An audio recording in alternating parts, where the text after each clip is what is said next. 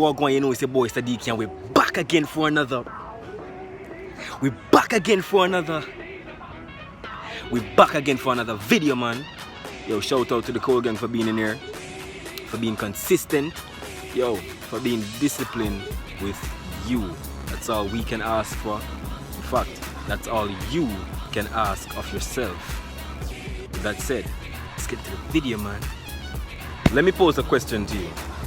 If there are 1 million white marbles scattered across the floor, what is the likelihood of you finding an anomaly? That's right, slim to nil, because there's nothing manifestly different within the set. But introduce in that set a rebellious agent, an extroverted red marble. Notice how different the set becomes. When it is introduced to the set, the red marble can achieve one of two things. It can either expose the bland nature of comfort and conformity, or it could color the other marbles around it in their own unique color. The likelihood of the latter happening is slim to nil, and Slim just died. The topic of the video today is how to deal with haters. Why don't you have a model for me, Mrs. Kensington? You know how, Mr. Kensington. In the classical novel Crime and Punishment by the Russian author Fyodor Dostoevsky, Yeah, baby! his main character, Raskolnikov, asserted that there are two classes of people in the entire world: ordinary and extraordinary men. Ordinary people make up the bulk of society, the bulk of humanity. Their responsibility is simply to maintain the status quo, to reproduce, and to die. They are individuals who take up space, essentially. And they contribute nothing new to this sphere of life. Their purpose is to conform. Conversely, extraordinary men are born with a proclivity towards destruction. And in the same breath, creation, as there is no act of destruction that does not precede creation itself. One must first destroy in order to create. Feel me? Destroy and then create. Individuals I'm talking about, these are inventors or geniuses or preachers or teachers, individuals that bring something new to the world. People who engender new thought. It was last night I was meditating and I thought, how often do you have an original thought? Many of our thoughts, even mine, many of our thoughts are simply the recyclings of what we have heard, what we heard someone said. But how much of that is yours? Are you an original? There was a famous quote. It said, all of us are born originals, but sadly, many of us die copies and counterfeits. Extraordinary men and women aren't copies and counterfeits. They are the individuals who bring flavor to the bland, monotonous existence of the white marbles. Reverting to the metaphor, they add zest to this life. But the thing is, extraordinary men and women, these individuals aren't lauded. They aren't celebrated.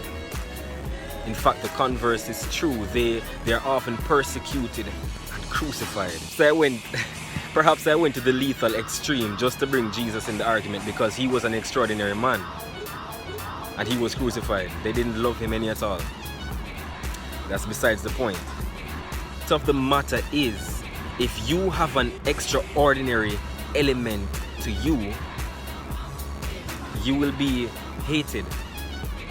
And this video shows you how to deal with haters. Haters are a mark of being extraordinary.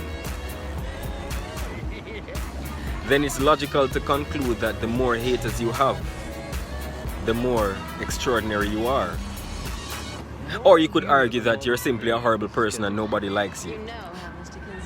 But I mean, you're in the Cole gang, so I don't expect that. So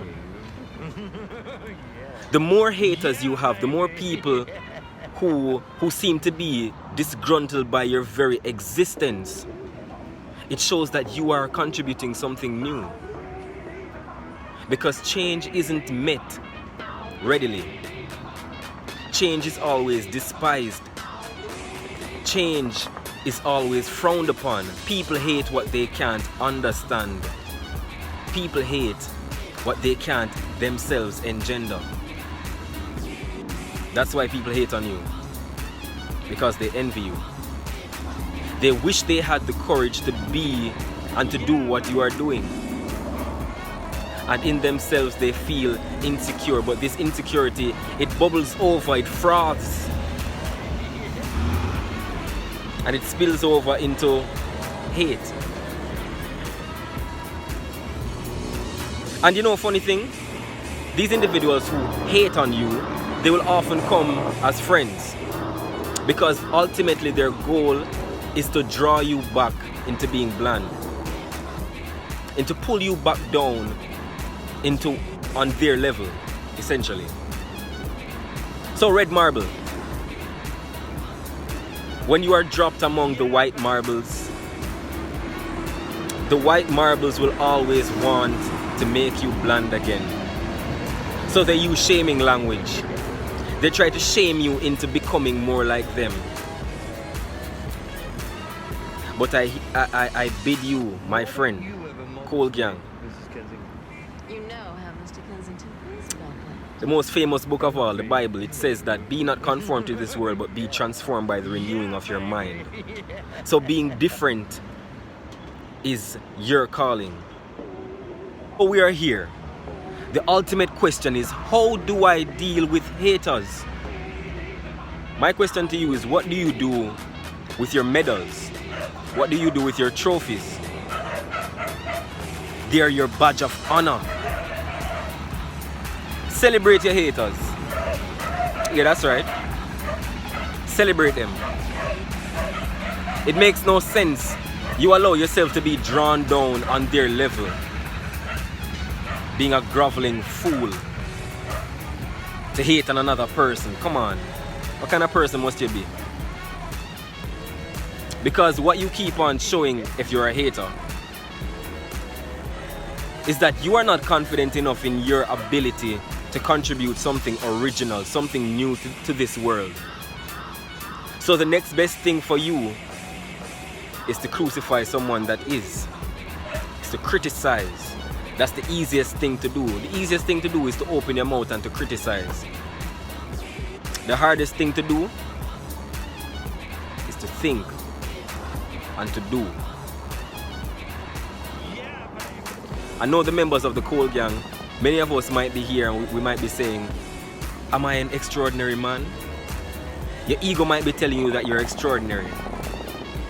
But initially, I made the claim that if you are not offering anything new to the world, you are ordinary. You're simply here to take up space. And I mean, there's nothing wrong with that. There's nothing wrong with that. If you're not creating something, you are ordinary. Because creation is contribution to the world. You're ordinary. And there's nothing wrong with that because the world needs ordinary people. The world needs people to hate.